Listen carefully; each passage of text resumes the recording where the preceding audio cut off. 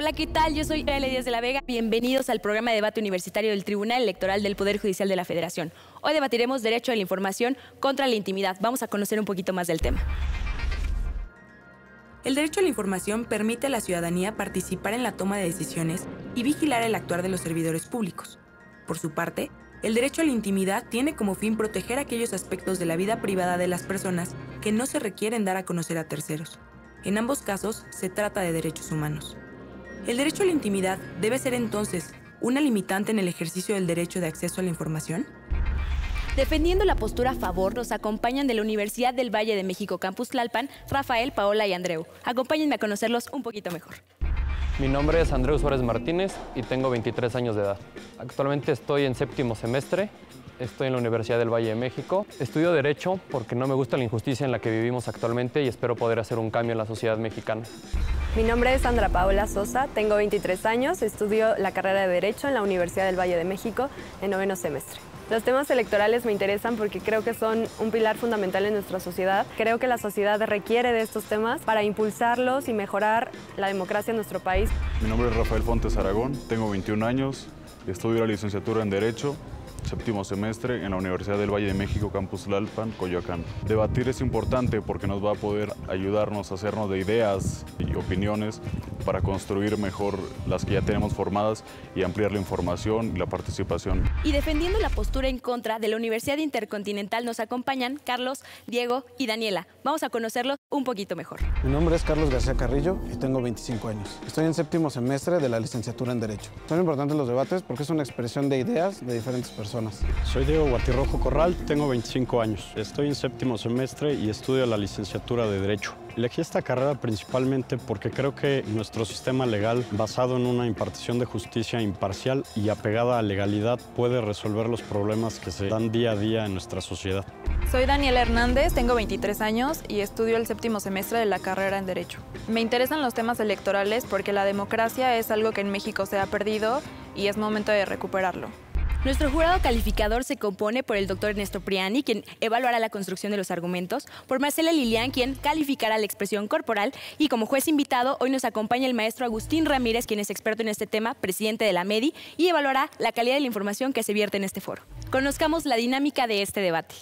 En esta primera y segunda ronda, el participante del equipo a favor tiene 1 minuto y medio para hacer su exposición. Mientras tanto, los miembros del equipo contrario pueden tomar notas y planear sus preguntas. Cuando el participante haya terminado de exponer, un representante del equipo contrario tendrá 2 minutos para cuestionar a su oponente y este deberá responder. Esta dinámica se repetirá cuando sea el turno del equipo contrario. Es momento de comenzar. Reafirmamos las posturas. A favor nos acompaña la UVM Campus Tlalpan y en contra la Universidad Intercontinental. Es menester hacerles saber que las posturas que ellos defienden el día de hoy, tanto las instituciones como los participantes, no corresponden a la que sostienen a título personal. Pues muy bien, Andreu, por favor, pasa aquí al frente. Daniela, pásale, por favor.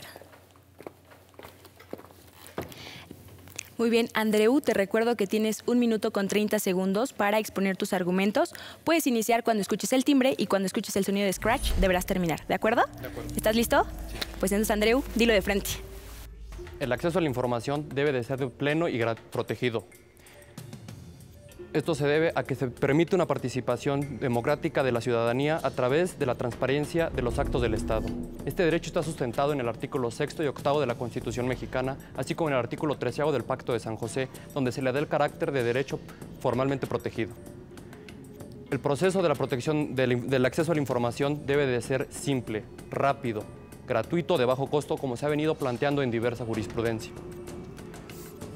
El acceso a la información no debe de considerarse absoluto, debe de estar delimitado por la seguridad nacional y bajo ningún motivo o razón se debe de esconder la información para proteger a algún particular.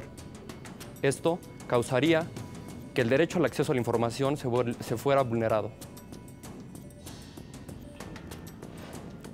Es por esto que el acceso a la información no solamente es fundamental, sino vital para cualquier sociedad en la que se viva, porque permite un mejor entendimiento y una mejor participación de la ciudadanía.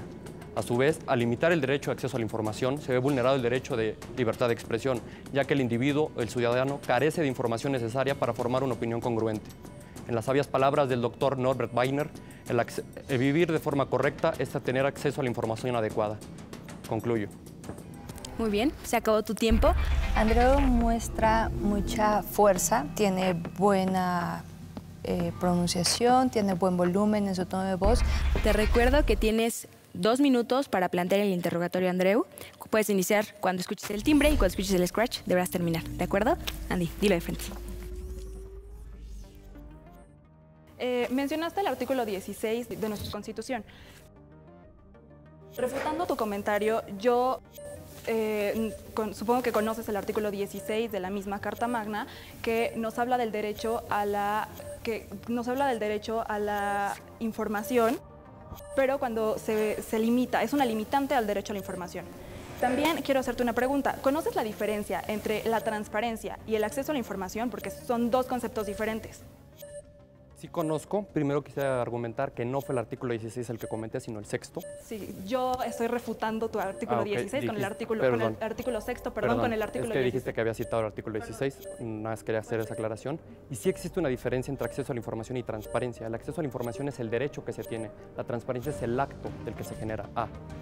Esa es la gran diferencia que existe. La transparencia nunca se ha considerado un derecho fundamental del hombre ni protegido por ninguna constitución o por algún órgano internacional, como es el derecho al acceso a la información.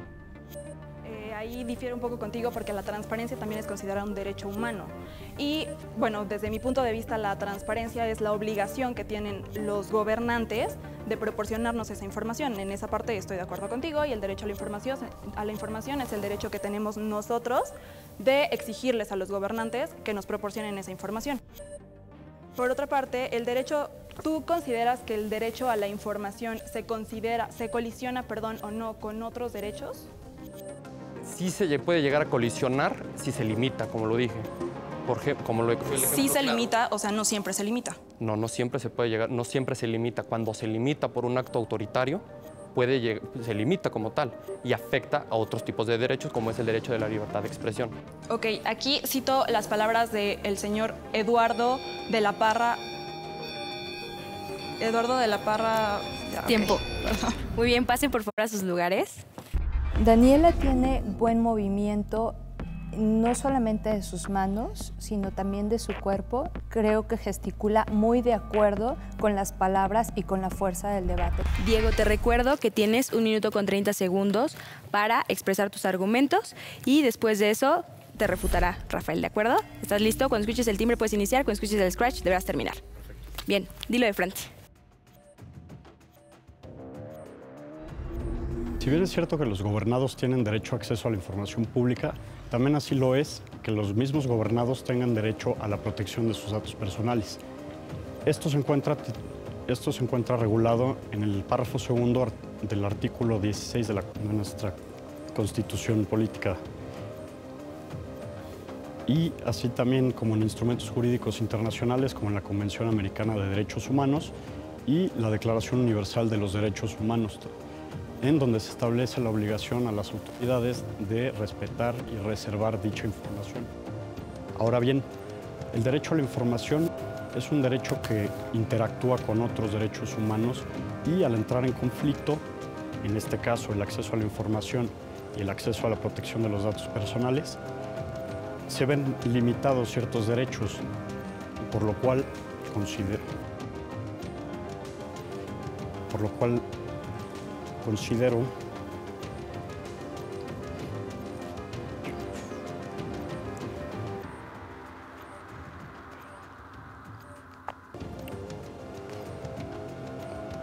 ¿Has terminado? No. ¿No? Adelante, Diego, dale. Ok. En ese orden de ideas, al solicitarle en particular información a una autoridad... Tiempo. Diego, por favor. Rafa. Cuando tú estás tratando de recordar, si se te va una palabra, te quedas como en blanco, porque no sabes qué es lo que sí. Y en realidad no importa qué palabra uses o hacia dónde, si sabes cuáles son los puntos que quieres tocar, lo harás mejor. Te recuerdo que tienes 2 minutos para plantear el interrogatorio a Diego, ¿sí? Puedes iniciar cuando escuches el sonido del timbre y debes terminar cuando escuches el sonido de scratch, ¿de acuerdo? Dilo de frente. Mencionaste que hay cierta información que debe ser protegida, que debe ser reservada. Ok. A mí lo que me gustaría saber es ¿Cómo me estás diciendo que esta información debe ser protegida? ¿Por qué la información no puede ser libre, plena? Okay, te contesto. Datos personales, datos confidenciales deben de ser reservados a la hora que un particular solicita esa información porque se pone en riesgo la integridad de la persona si hay en demasía una divulgación de datos. Refiero a domicilio, edad, teléfono móvil. Considero por eso que es prudente que se reserve información a la autoridad. ¿Se reserva información? ¿Qué información? ¿Datos personales de quién? Datos personales, datos confidenciales que hacen identificable a la persona. Al ciudadano. Se pone en riesgo su integridad física, su seguridad. A la persona, al ciudadano común. Al ciudadano común. De pie como nosotros. Correcto. Bueno, existe cierta clasificación de la información, estoy de acuerdo y me gustaría saber por qué consideras que se pone en riesgo, que se vulnera a la persona. ¿En qué momento se pone en riesgo si conocemos estos datos que mencionas? Te voy a contestar con un ejemplo. Ok. El expediente clínico. ¿Estás de acuerdo en que se divulgue la información de un familiar? Que datos personales, un análisis clínico que le hagan a un familiar, cualquier tercero, cualquier particular pueda tener acceso a ella?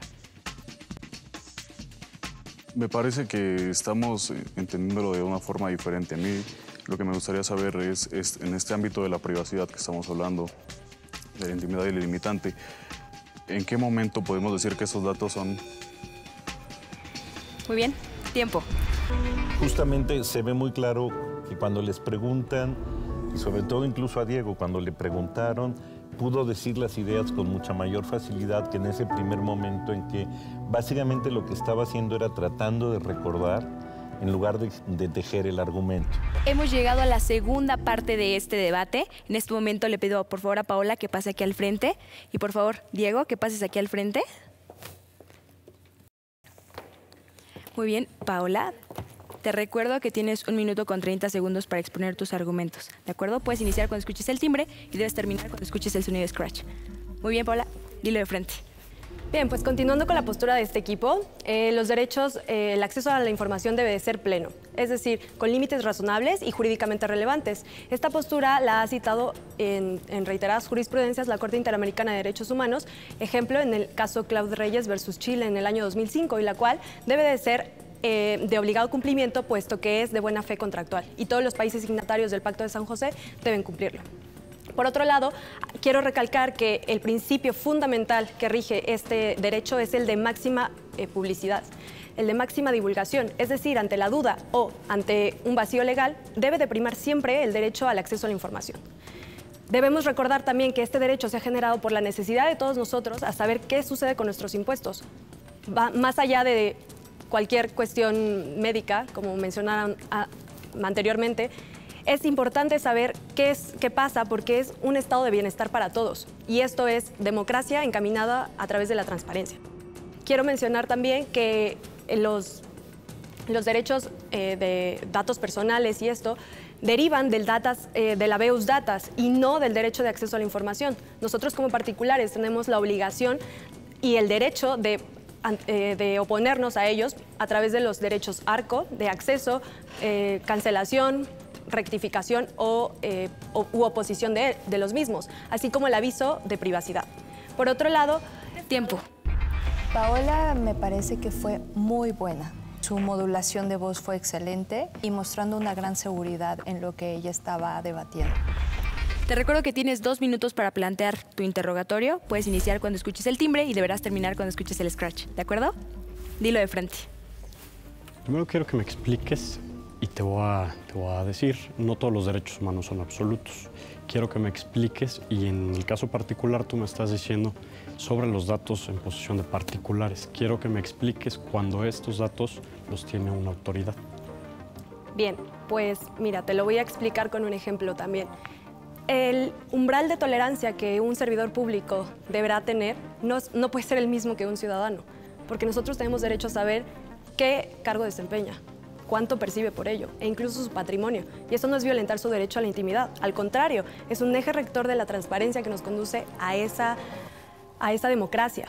Y mejor aún, si existiera una ley abierta en referencia a individuos o entidades públicas o privadas, pero que ejerzan funciones cruciales en el interés público. ¿Estás de acuerdo que todas las personas tenemos derecho al acceso a la información de los servidores públicos? ¿Estás de acuerdo en eso? Ahora quiero que me expliques por qué es de trascendencia que la gente sepa el sueldo del funcionario. Es correcto que todos lo sepan, pero ¿en qué gasta o qué destino le da eso? ¿Crees que sea relevante para los ciudadanos? Creo que es relevante para los ciudadanos porque nos hace más valorativos de la información, participativos e inclusive podemos aportar más porque, perdón, pero yo soy de las personas que quiero saber qué pasa con mis impuestos. Creo que ya somos una sociedad activa y no una sociedad pasiva. ¿Y eso te limita a tomar una decisión? No es limitante, pero no es limitante, pero lo que hay que detener y lo que no hay que permitir es que los funcionarios o el sistema gubernamental en general o cualquiera de los tres poderes se escuden en datos personales o inclusive en la teoría de los daños. Tú me estás preguntando si yo creo en que un derecho fundamental sea mayor a otro. Pues no. La teoría fundamentalista no es... Tiempo. Diego, al momento de que lo interrogan, ahí logra controlar un poco sus nervios, retoma un poco el tema, les quita un poquito más su participación. Carlos, te recuerdo que tienes 1 minuto con 30 segundos para exponer tus argumentos. Puedes iniciar cuando escuches el timbre y deberás terminar cuando escuches el scratch. ¿De acuerdo? Dilo de frente. Como ya se ha mencionado, si bien es cierto que el derecho a la información está consagrado dentro del artículo 6º constitucional, también la misma Constitución nos dice en su artículo 16 que tenemos derecho a la protección de nuestros datos personales. Es aquí donde surge un pequeño problema. Se están contraponiendo dos derechos fundamentales de las personas. Viéndolo desde ese punto, podemos pensar qué tan vasto es, o amplio, por así decirlo, es el acceso a esa información. También existe el derecho a la privacidad, como se mencionaba hace un momento. Bien es cierto que es un servidor público, pero no deja de ser un ciudadano como todos nosotros, que de igual manera tiene derecho a la privacidad, que puede oponerse a la publicación de sus datos personales. Si bien es cierto, como figura pública, debe de ser identificado, más no identificable, toda vez que si fuera identificable puede ponerse en riesgo ya sea otros bienes tutelados por nuestra misma Constitución, como el patrimonio, la familia, la persona, la vida. Es por eso que nosotros consideramos y continuamos en nuestra postura que el derecho al acceso a la información no es un derecho absoluto en su totalidad. Más sin embargo, aquí es donde tenemos que ver qué es realmente lo importante. Si es mejor tener ese derecho, que cualquier persona pueda acceder a los datos personales, ya sea de un particular o de un servidor público, en donde surge esta controversia, tendríamos que ver si realmente el servidor... Tiempo. Carlos tiene poca expresión facial, le falta mucha fuerza en el momento de su debate. Te recuerdo que tienes 2 minutos para plantear el interrogatorio. Puedes iniciar cuando escuches el timbre y deberás terminar cuando escuches el scratch. ¿De acuerdo? Dilo de frente. Carlos, tú dijiste que por ser servidor público también no se le debe de investigar tanto, no se debe saber por proteger a los terceros. ¿Me podrías decir, por favor, cuáles son los datos personales que se protegen y por qué se protegen? Claro. Mira, es como hacía referencia. El servidor público, si bien es cierto, tiene que ser identificado, más no identificable. ¿A qué nos referimos con identificado? Podemos conocer el nombre, incluso apellidos de nuestro servidor público y en algunos casos su imagen pública. Datos como los cuales no deben de ser proporcionados, vienen siendo domicilio, patrimonio incluso. Como bien sabemos, los servidores públicos hacen una declaración patrimonial. Esa, a nuestro criterio, no debe de ser conocida por el particular. ¿No debe ser conocida por qué motivo? ¿Por proteger a un tercero? Y si ese tercero subsiste gracias al erario público, ¿no tengo yo derecho a saber en qué se está gastando, en cómo se está gastando? ¿O podría llegar a pasar que compró algo que no podría comprar? Si yo no tengo acceso a esa información, ¿no crees que ese pequeño delito dejaría de pasarse por alto? ¿No se podría comprobar? Ok, estoy de acuerdo en tu punto, o sea, entiendo lo que me quieres decir. Lo que nosotros nos referimos es... ¿Por qué nosotros o el particular no puede conocer en qué el servidor público gasta su dinero? Por una simple y sencilla razón. En el momento, es cierto, por ejemplo, que el sueldo de los servidores públicos viene del erario público, ¿no? Pero en el momento que éste lo recibe como un ingreso, como una prestación, en ese momento deja de ser público su conocimiento. En qué él utilice su problema. no problema de los demás. Entonces, estamos intentando individualizar a la sociedad. ¿El individuo va por encima del colectivo? Y más importante aún, ¿cuál es la diferencia entre privacidad e intimidad? Mira, por cuanto hace la intimidad atañe más que nada al ser interno de la persona, a lo que él, sí, vaya, al ser interno de esa misma persona, ¿no? Entonces, por cuanto hace a la privacidad, él puede declarar lo que quiere dar a conocer o no. Tiempo. Sabiendo que son estudiantes de Derecho, yo creo que es muy importante que sean más acuciosos en la información que manejan, en que no todo es doctrina, no todo es teoría, sino que es muy importante que ese conocimiento lo traigan a la discusión, pero sobre temas de actualidad. En esta tercera y última ronda, un integrante de cada equipo hará una exposición a manera de conclusión sobre el tema, y no podrán presentar nuevos argumentos, ya que al ser intervenciones finales no habrá refutaciones. La labor de estos oradores es principalmente de síntesis y reconstrucción. Cada uno tiene 2 minutos para convencer al jurado y al público sobre su postura y propuestas. Pues bueno, hemos llegado ya a la parte final de este debate, es momento de las conclusiones. Para ello le pido por favor a Rafa y a Daniela que pasen aquí al frente. Rafael, inicias tú. Te recuerdo que tienes 2 minutos para presentar las conclusiones. No puedes presentar argumentos extras porque ya no hay refutación, ¿de acuerdo? Inicias cuando escuches el timbre y terminas cuando escuches el scratch. Muy bien, dilo de frente. Consideramos que el acceso a la información de forma plena es una forma para garantizar el tener información veraz, clara, concisa, sin ningún tipo de limitante, sin opacidad, sin ninguna traba burocrática que pueda defender intereses ajenos a los del ciudadano que va a conocer esta información. Consideramos también que el acceso a la información será un eje rector que va a hacer una sociedad más justa, más participativa y democrática. Consideramos, pues, que al haber una participación de forma plena de la sociedad informada mediante el acceso a la información, vamos a poder crear políticas públicas encaminadas verdaderamente a un desarrollo sustancial de la sociedad. Vamos a crear una participación multidisciplinaria por medio de la transparencia. El acceso a la información implica transparencia y esta transparencia a su vez implica que se puede conocer, se puede saber y se puede colaborar en diversos ámbitos, en diversas formas y en diversos medios entre las mismas instituciones para facilitar el trabajo, para hacerlas 100% efectivas. Así pues, creemos que el acceso a la información será la forma en que un gobierno sea cercano a su gente, sea receptivo, sea participativo y también será una sociedad pensante, una sociedad que pueda argumentar lo que piensa, expresar lo que siente, lo que necesita, sus necesidades más urgentes. ¿Has terminado? Bien. Tiempo. Muy bien. Daniela, te recuerdo igual, tienes 2 minutos para plantear las conclusiones. No es momento de presentar más argumentos porque ya no hay refutación. Puedes iniciar cuando escuches el timbre y deberás terminar en el sonido del scratch, ¿de acuerdo? Dilo de frente.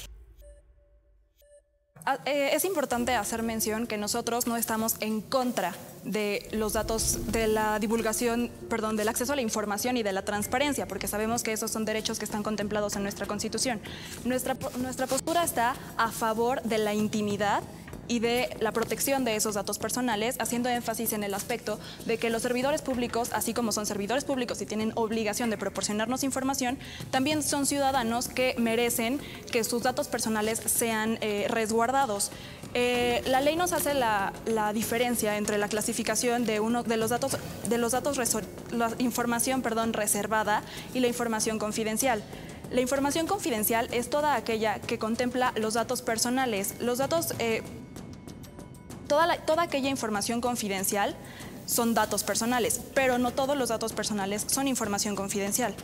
A esto me refiero que nosotros podemos, y los servidores públicos hablando precisamente, tienen la obligación de proporcionarnos, como bien lo dice el artículo 7º de la Ley de Transparencia y Acceso a la Información Pública Gubernamental, que tienen la obligación de proporcionarnos cuánto perciben, el puesto en el que están, las facultades que deben desarrollar durante su periodo, pero como lo mencionaba anteriormente mi compañero Diego, no es necesario ni es obligatorio que ellos nos proporcionen en qué fueron destinados esos fines, puesto que esto ya implica datos personales y pueden poner en riesgo la integridad y el patrimonio de este servidor público.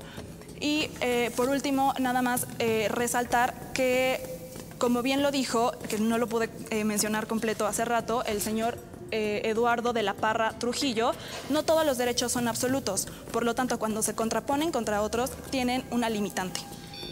Pues muy bien. Tiempo. ¿Pueden pasar a sus lugares, por favor? Gracias. Parece que a los muchachos les faltó algo muy importante, que es justamente debatir los temas actuales. Por ejemplo, ¿qué es el tema de la geolocalización? El tema de la posibilidad de que ciertas autoridades tengan acceso a los metadatos que así se conocen en relación con las comunicaciones privadas de las personas. Muy bien, pues ha llegado el momento de la verdad. Ya tengo los puntajes en mis manos. Primero daremos las puntuaciones de los jueces de casa. Muy bien, a la Universidad del Valle de México, el doctor Ernesto Priani les otorgó un total de 30 puntos y Marcela Lilian les otorgó un total de 37 puntos, lo que da un subtotal de 67 puntos. A mí me gustó mucho Paola. Realmente, digamos, creo que ella sí marcó un parteaguas, incluso en términos del debate, no solo por su soltura, sino justamente porque ella pudo elaborar muy bien una idea a partir de un ejemplo. Y a la Universidad Intercontinental, el doctor Ernesto Priani les otorgó un total de 28 puntos y Marcela Lilian un total de 29 puntos, lo que da un subtotal de 57 puntos. Muy bien, antes de dar los puntajes finales del juez invitado, vamos a ver las impresiones del maestro Agustín Ramírez sobre este debate. Fue muy circular, estuvieron hablando y abordando mucho sobre lo que significa el derecho de acceso a la información y por otra parte, en cuanto a la privacidad, se centraron en el tema de los datos de los servidores públicos. Solo hubo un caso en donde hablaron del expediente clínico, que ese sí es un tema de privacidad de todos los sujetos. Muy bien, ahora sí es el momento de la verdad. El maestro Agustín Ramírez le otorgó a la Universidad del Valle de México un total de 27 puntos, lo que da un total de 94 puntos. Y a la Universidad Intercontinental les otorgó un total de 29 puntos, lo que da una calificación final de 86 puntos. Tenemos universidad ganadora, la Universidad del Valle de México, Campus Tlalpan. Un aplauso muy fuerte para ellos, por favor. Y también un aplauso muy caluroso para los estudiantes de la Universidad Intercontinental, quienes jugaron un papel muy bueno en este debate. Les recuerdo a los jóvenes que nos pueden seguir a través de las redes sociales que están apareciendo aquí en pantalla. Nos interesa muchísimo su opinión y que se involucren en esta gran iniciativa del Tribunal Electoral del Poder Judicial de la Federación. Súmense al debate porque recuerden que lo bonito de ello es que el debate no se trata de ganar o de perder, sino de entender. Yo soy Ale Díaz de la Vega, esto es Dilo de Frente y nos vemos a la próxima. Lo que nos dio ventaja en este debate creo que fueron los conocimientos, porque siempre te da seguridad. Y al hablar de algo que sabes, pues puedes fundamentarlo de manera correcta.